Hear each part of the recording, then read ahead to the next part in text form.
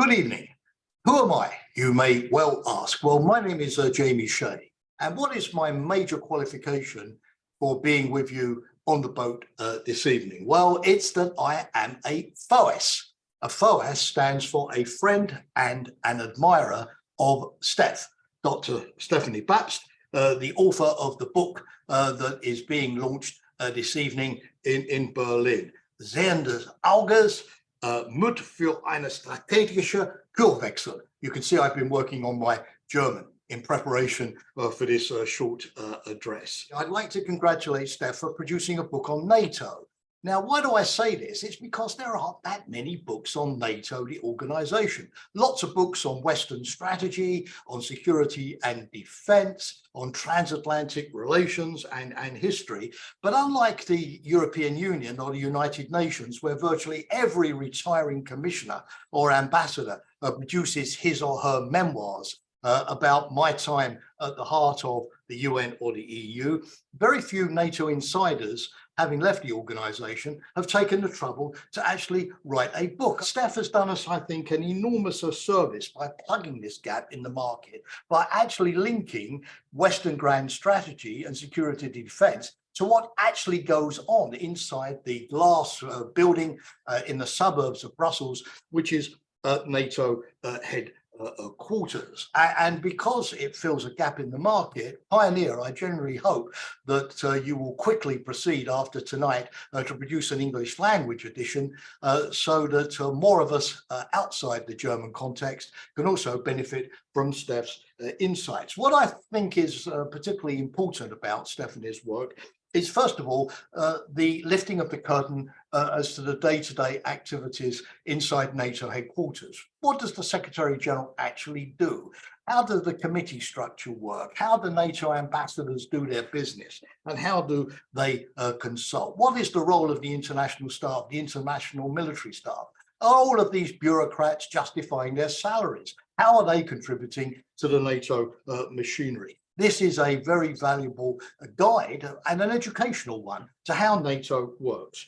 Stephanie also, of course, writes her book in the shadow of the war in Ukraine, which has been a catastrophe for the Ukrainians, a tragedy for Europe, and a disaster for the rest of the world. As Stephanie proves and shows, whatever the outcome of the conflict in Ukraine, dealing with a resentful, revanchist, and increasingly totalitarian Russia is going to be a longer-term challenge for all of us, reducing the capacity of Russia and China to the extent that Beijing allies with Moscow to inflict harm on us. The Ukrainian conflict has also shown just how intrusive the networks of Russian influence, of disinformation operations, of challenges to our critical infrastructure, of infiltration of our business and financial networks, how intrusive those networks are, and still dependency on Russia in areas, for example, like civilian nuclear power. So there is much work to do. And what Stephanie suggests boldly,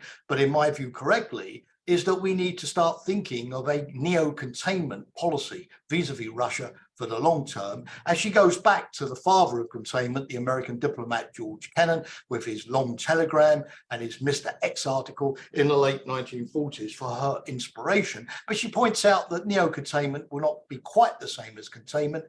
We are dealing with different technologies. We are dealing with Russia having its different set of partners, of friends, if not always allies, abroad. The need to build maybe a much broader coalition beyond the classical West than we were used to, but also the need to factor in arms control where we can to stabilize a relationship which is destined, I think, to remain confrontational for some time to come. Again, not particularly convenient questions, but inescapable.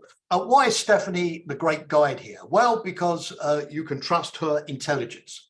I was a couple of offices away from her at NATO for many years, and I can vouch for that. You can trust her integrity, her honesty, her willingness to call a spade a spade. You can trust her knowledge of NATO and her deep experience of all of the political questions that she raises.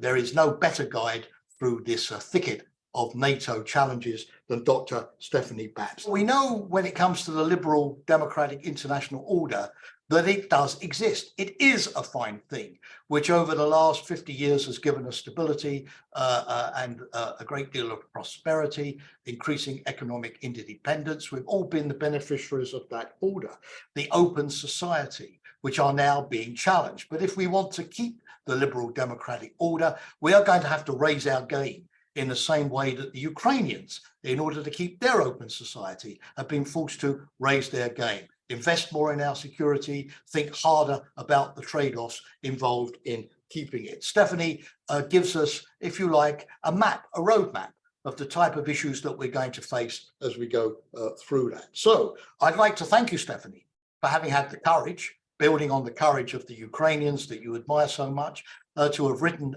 this book. It's a call to action, as well as being a very good analysis, like all good books. And I hope that your book, Stephanie, will find, not just in me, but in many others, the broad readership and the attention that it so richly deserves. So Chelsea, over to you now with Stephanie to conduct the debate. But I feel privileged and honored, Stephanie, in being your friend as well as your admirer. And I'm the first person to really salute the book that you have produced. A good read for everybody. Stephanie, we are going into this with both eyes wide open. Thanks to you.